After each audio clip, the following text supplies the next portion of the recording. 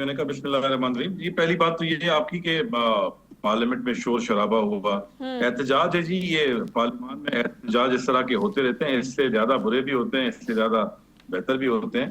और ये एहतजाज जो है ये अपोजिशन का हक होता है, और वो बिल्कुल। एहतजाज करना या शोर शराबा करना, इसमें कोई बात नहीं है। पर तहरीक इंसाफ के ऊपर तो एहतजाज के दरवाजे तो हर तरफ से बंद कर दिए गए हैं। और अगर अब ये ख्वाहिश है कि सेनेट में या कोई असेंबली में भी उनके मेंबरान पार्लियामेंट है, वो भी अगर वहां पे अपने हक के लिए आवाज ना उठाएं या एहतजाज रिकॉर्ड ना करवाएं, तो ये तो मुमकिन नहीं है कि अब हर जगह पे जो है वो आवाज बंद कर दी जाए।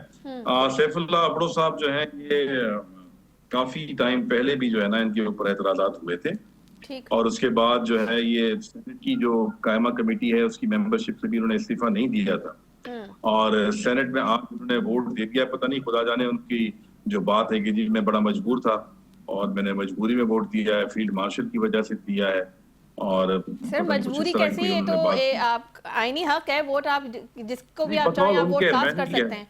मैं बकौल उनके बात कर रहा हूँ कि बकौल उनके जो उन्होंने कहा है। ठीक है। मेरी तरफ से तो जी ये है कि अगर आप किसी ओहदे का बोझ नहीं उठा सकते तो आपको ओहदे छोड़ देने चाहिए, और वो उन्होंने वोट देकर छोड़ा। और ये आप देखेंगी ये पीपल्स पार्टी की तरफ से ये हो जाएंगे, सेनेटर मुंतखब हो जाएंगे। इनके ये अपने लिए काम पहले से ये डन करा चुके होंगे। वो बिजनेसमैन है और अपना जो काम है वो अपना सीधा करना जानते हैं वो। और हमसे जरूर ये गलती हुई कि इन जैसे लोगों को सेनेटर बनाया या इन जैसे लोगों को एमएनए बनाया, एमपीएस बनाया।